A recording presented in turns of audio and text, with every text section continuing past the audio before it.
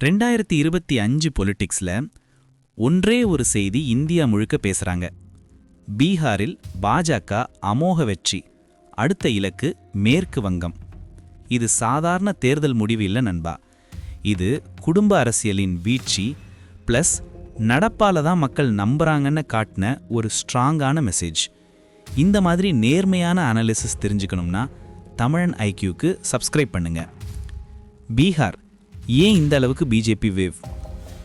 பாருங்க நண்பா, பீகாரில் நடந்தது ஒரு சாதாரண ஆட்சி எதிர்ப்பு இல்லை, மக்கள் நேரடியாக கொடுத்த தீர்ப்பு.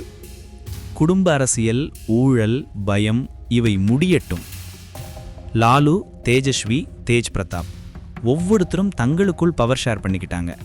அரசாங்கம் ஒரு குடும்பம் நடத்தும் நிறுவனம் மாதிரி ஓடுச்சு. அதுதான் வாக்காளருக்கு வெறுப்பு.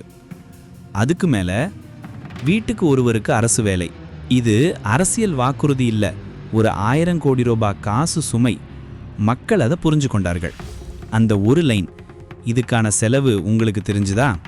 பாஜக உரையில் சொன்னது வாக்காளரின் மனசுல பூட்டி வச்சது. பாஜக ஏன் பெரிய வெற்றியை பெற்றது? Youth factor. பீகார் யூத் ரொம்ப கிளியர். ஊழல், உறவினர்களுக்கு சலுகை, வாக்கு வங்கி அரசியல் வேண்டாம். அதனால தான் தொடங்கியது.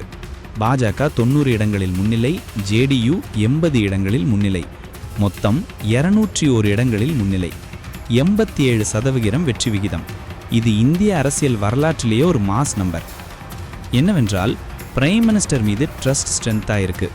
அதுக்கு மேலே உள்ளூர் ஊழல் பார்த்த மக்கள். இதுதான் ரிசல்ட். பாஜகவின் அடுத்த இலக்கு மேற்கு வங்கம். கிரிராஜ் சிங் சொன்ன ஒரே ஒரு லைன், அடுத்த இலக்கு மேற்கு வங்கம். இது டைம் பாஸ் ஸ்டேட்மெண்ட் இல்லை.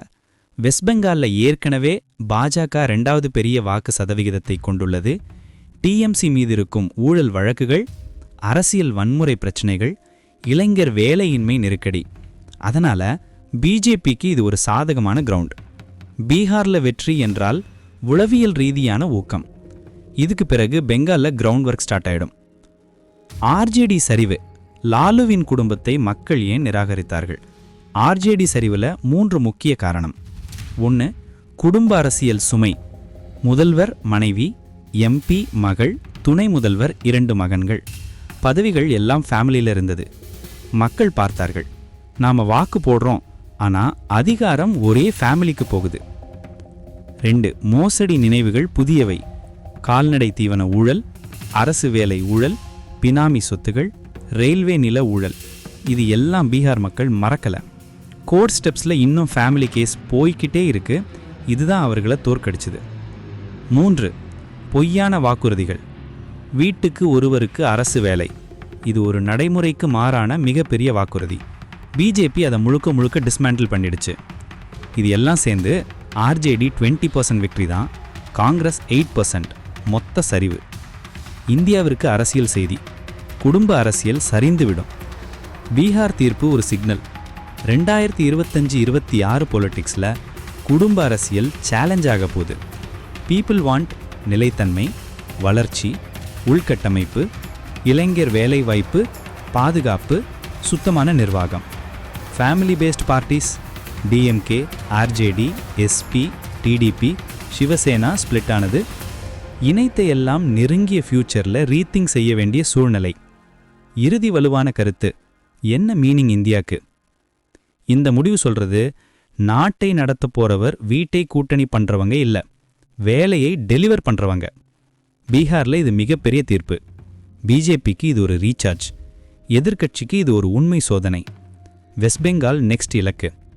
அது பிக் ஃபைட் ஆகும். ஆனால் பீகார் ரிசல்ட் பிஜேபிக்கு ஒரு ஏற்கனவே தார்மீக அடிப்படையில் கொடுத்துருச்சு. இந்த பீகார் தீர்ப்பு பற்றி நீங்க என்ன நினைக்கிறீங்க? குடும்ப அரசியல் முடிவடையும் தொடக்கம் தானா இது, அல்லது ஒரு டெம்பரரி வேவா? உங்கள் கருத்தை கமெண்ட்ல சொல்லுங்க நண்பா. இது தமிழன் ஐக்யூ. உண்மை பேசுறோம், மக்கள். Like and subscribe.